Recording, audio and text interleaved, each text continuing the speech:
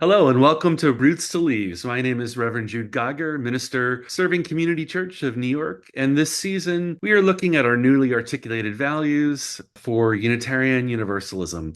We're joined today by Brother Zachary, our chaplain for pastoral care, Dr. Yvonne, a student minister at our congregation, and a guest speaker who's also one of the writers and authors of the Wellspring curricula that is looking at our new articulated values.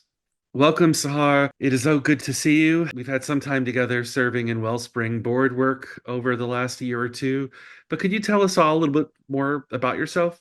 Sure. My name is Sahar Muhsin Laufman. I use she, her, or they, them pronouns, and I work in spiritual formation and as a religious professional, as well as in coaching and counseling and consultancy and somatic reconditioning. So my master's is in arts of social change, and I have a master's of divinity from Star King. And my consultancy work centers around functional system design for transformational and regenerative social and environmental change initiatives. And I tend to integrate somatic and psyche development practices and artistic expression in creative programming to infuse nervous system regulation, learning methods, and support cycles of purpose realization for the individuals and collectives I serve. Incredible. Thank you so much for being with us today. Our topic today, we're looking at the interplay between interdependence and pluralism as the denomination is voted to articulate our shared values along a new way of speaking, slightly different than the principles. Two of the six values are pluralism and interdependence. I guess I'm curious, Sahar, when you put these two words together in the curricula for this session, what was the inspiration to have that interplay? Well, we're fundamentally diverse living things, from the rocks to the trees to human beings. And among humans, we have diverse cultural, physical, psychological presentations, to name a few. So pluralism is an invitation to approach the easy truth of interdependence, the web of all creation that we live together in this universe and on this planet as a unity that honors our differences. And in the context of our podcast here today, we also have a plurality of belief in this space. Brother Zachary is a Franciscan Catholic, Dr. Yvonne is a UU humanist, and I'm somewhere in between, I suppose, on that spectrum in Unitarian Universalism as UU clergy. What do the two of you think about what Sahar just said? Thank you, Sahar, and it's wonderful to meet you. I am thinking in particular about what you identified as the easy truth of interdependence. Pluralism is what we see when we look out of our personal perspectives. We are different from one another. The creatures of Earth are different from one another. And there is an observable truth that we are dependent upon one another as members of this living organism that is our planet. I think that that is a clear point of synthesis between Catholic tradition, Catholic doctrine, and Unitarian Universalist faith. What we say in Catholicism is that grace and nature are interdependent. That's part of what makes us who we are. And so that seems to me to be an inspiring point of connection that can lead us together and not so far apart. Thank you, Sahar. And Brother Zach, I think you and I speak about this a lot, the way that although our faiths are very different, maybe on paper, we have so many moments of agreement and similar lenses with which view the world. I self-define as a non-theist, 21st century humanist and ethical vegan. So to me, as long as I've been alive and aware, of course, interdependence is at the core of my belief in the here and now and how I experience both you and just being a human being on the planet. And I love that idea of grace and nature because I find my grace within nature. If nature is defined as every living thing, including, trees and rocks and water and my cat, animals, etc. And I really love uplift of within UU of interdependence and pluralism, because these are core values for me always, and to see them iterated so publicly is so deeply moving and so important to me, particularly as someone who is in formation in seminary right now. So thank you for your work, and thank you, Brother Zach, for lifting up once again an intersection between Catholicism and, my understanding of 21st century humanism. Dr. Yvonne, you make such an important point about nature, and as a Franciscan, in particular, the branch of Catholicism that I follow leans heavily into the wisdom of nature and the variety of expressions of grace that live in other creatures. One of the things that is a bit of a more difficult sticking point, though, for Catholics is this question of pluralism. There is pluralism within Catholic tradition, and there's also a bit of a conflict that takes place within my communities, within this religion, about whether or not pluralism, as far as human beings are concerned, is a constructive and healthy thing. The conflict suggests, on the one hand, that we are different from each other, therefore we should behave differently and we should live out our cultural varieties, our individual proclivities in beautiful, multitudinous ways. And the conflicting voice says, in fact, there's only one right way to be, and we should all be striving for that simple ideal. I'm curious, Sahar, if you see a similar tension in Unitarian Universalism. Are there difficulties in adopting and recognizing pluralism within UU traditions and communities? That's an interesting question. And I want to actually follow up with a quote to start. And it's a quote from this session, actually, by Albert Einstein, that says that the human being is part of the whole, called by us universe, a part limited in time and space. They experience themselves, their thoughts and feelings as something separated from the rest, a kind of optical delusion of their consciousness. And this delusion is a kind of prison for us, restricting us to our personal desires and to affection for a few persons nearest to us. Our task must be to free ourselves from this prison by widening our circle of compassion to embrace all living creatures and the whole of nature in its beauty. So the question is asking towards, it's so complex, because are there issues of a lack of being able to see and accept the totality of nature? Yes, absolutely, of course, no matter where you look, no matter what someone calls themselves, in our consciousness and times in our lives, in our communities, whether we find them to be in integrity and to really actually grasp the levels of wholeness in individual experiences of particular people based on their identities. So you can be in the same space or with the same people and have a different experience.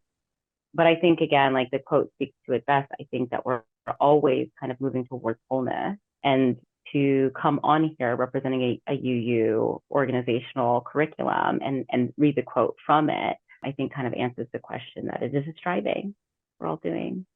And there's a certain amount of reality check with these two in combination. Like I think about New York City, where community church is, and it is the intersection of interdependence and pluralism.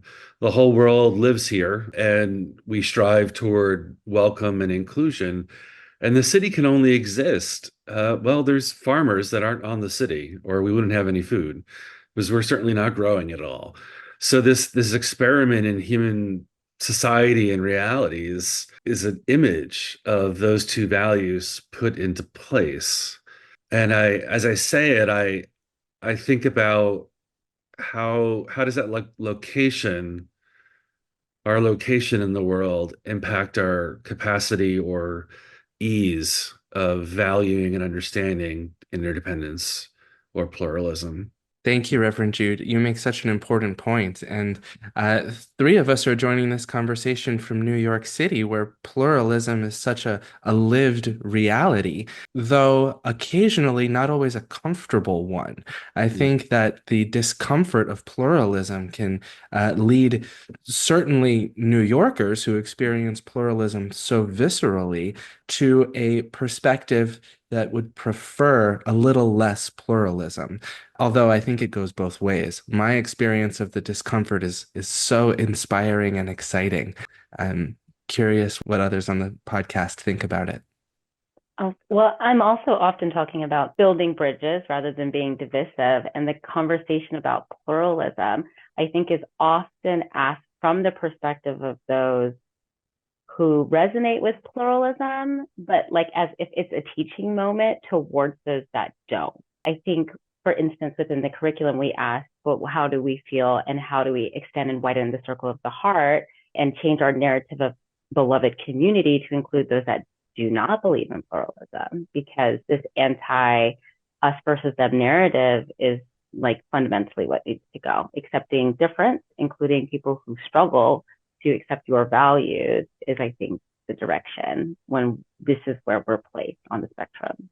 Thank you, Sahar. I keep taking notes as you're writing. Building Bridges is also one of my favorite songs that often shows up in UU services, because that's really what my call to ministry, I believe, is building bridges actually with the secular community. And as a humanist, I run across a lot of almost folks who are kind of stuck in this way. It's like us and them, not realizing that at its core, at least the way I understand it, is humanism in the 21st century is by its nature pluralist, that it has to be open and loving. It has to be willing to do the things that I think sort of come naturally between Brother Zach and I, even though our faith traditions are very different. You know, the work that we want to do in this world is similar. And if we don't collaborate, then how do we do that work? And, you know, moving between very secular institutions, doing work at two different universities, private universities in New York right now, and one of them really seems to get it. The other one really doesn't. And figuring out how this curriculum might serve our individual congregations too is fascinating to me as I shift into the world of ministry in UU and thinking about those congregations outside of community church that might use the term pluralist, but not really understand what it means, not really understand what it means to invite the world in and to expand. And hopefully I'm getting right what you had said, widening the circle to build that beloved community. That means everybody and not just us UUs, not just the people we're comfortable in our town, you know, in our community, you know, the people we recognize when we come to the service, but widening that door, widening that circle. And I always think of it as a door that opens to a bridge. That's kind of the metaphor that is in my mind. I'm so excited about this curriculum. I hope that's coming across. Reverend Jude, I'd also like to, because I know that you're doing a lot of work in a lot of, you know, kind of disparate communities as well, and you have much longer experience in UU ministry than I do. So I'd also love to hear some of your thoughts if you're comfortable. There's a conversation around like how do we organize, and there's philosophy of community organizing that is predicated on interdependence and pluralism. I mean, the idea of modern or contemporary organizing is very much recognizing how do we center the needs of those most impacted and follow their leadership while recognizing that we're all individual actors with different histories and cultures and strengths, and that coming together, that diversity is a value. I had a seminary professor, Dr. Gary Dorian, who one day he just casually said in a seminary class, diversity wasn't always a value in America. And I just, what? I don't, what are you talking about? And he kind of structured it as a more modern or contemporary invention, like of the last 100 years, where the founding fathers would have seen difference as a threat, not a richness, a tapestry, right? We were going for a melting pot, not a mosaic. And I think the struggle and push and pull for our congregations is to recognize that this is the spirit work, that if we're going to actually move toward a mosaic image where the art comes out from the differences and the beauty and the color and the shapes and sizes, away from the melting pot where each generation loses their family's language. It's a reframing, and these values are what we need to rely on. They're not just sort of ideas, they're foundational to our shared faith. Reverend Jude, your words have me thinking about this country right now and our current moment. I'm thinking about how diversity is not a universally held value. I'm thinking in particular about the context, Sahar, that you lifted up, that for some pluralists, it's most difficult to welcome those who do not value pluralism.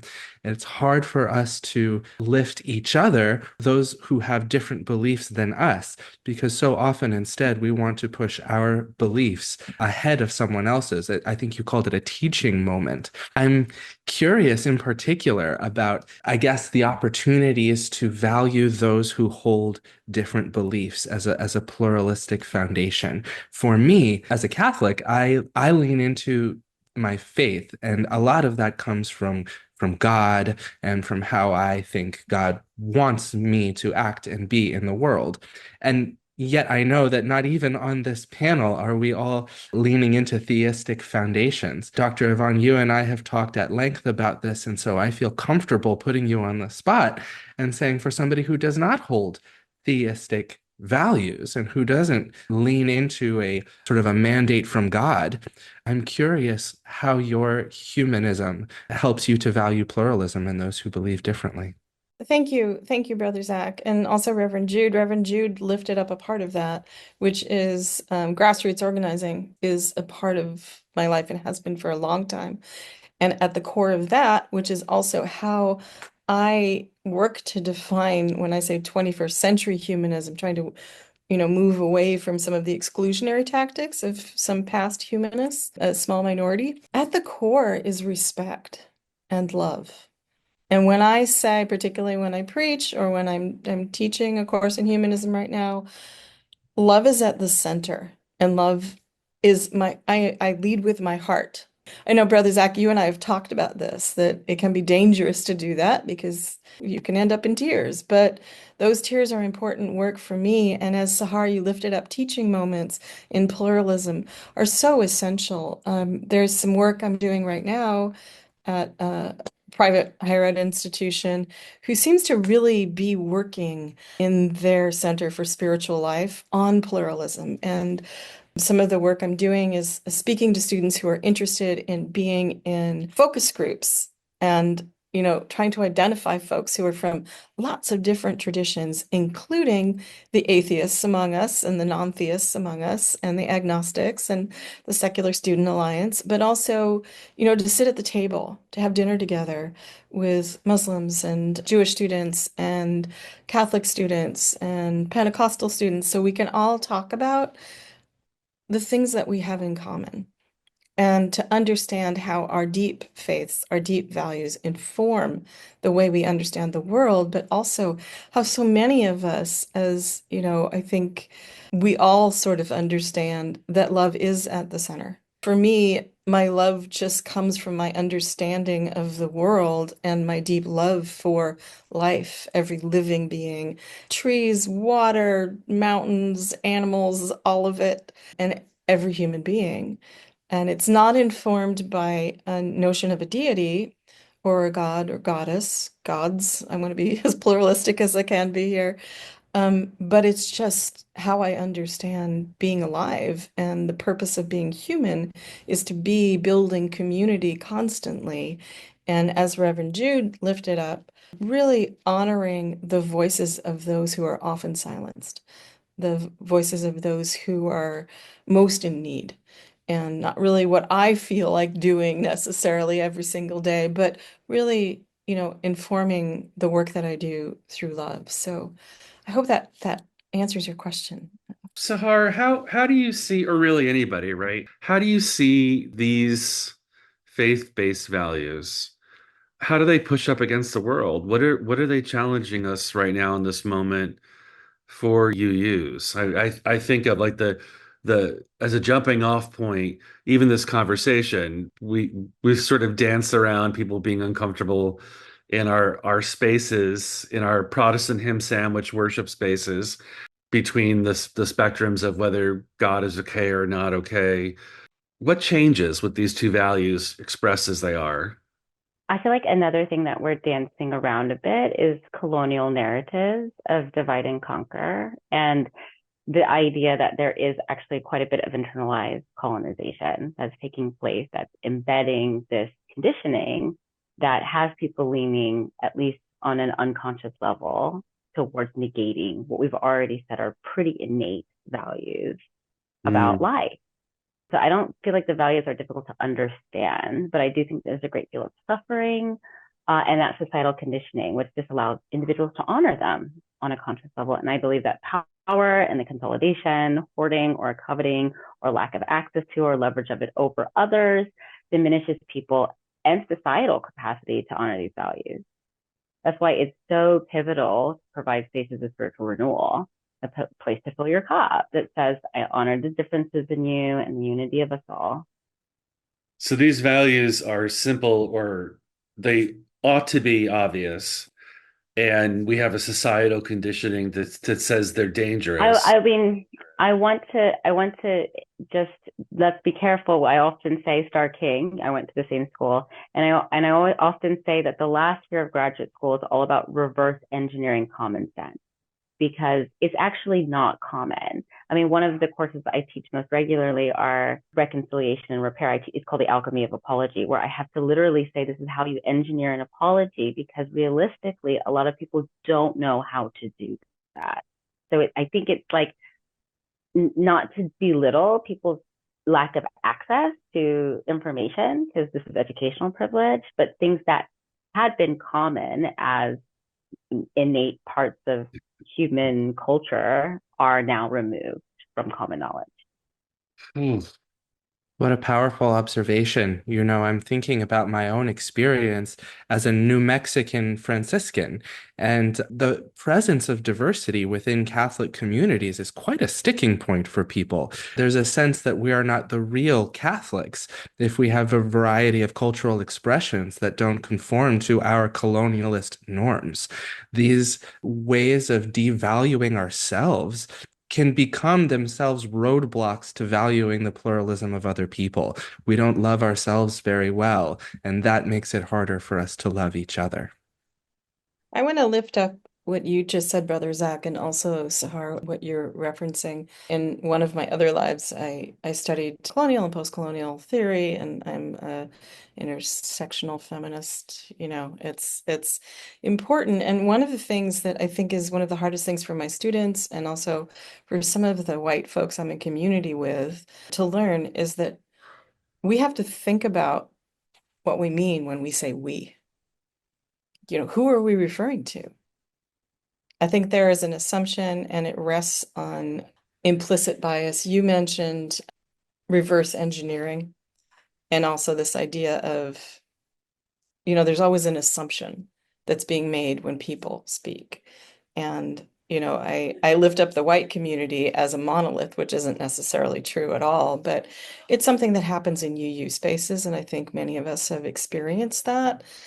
We've seen people struggle from both sides of questions, and sometimes some of our UU spaces are not as welcoming as they could be. And a part of that is there's talk, and then there's action, and there's what we as members of UU churches and congregations and fellowships sign up for with our values and our principles and sources. And then there's the understanding that the individual UU has, and they're widely different.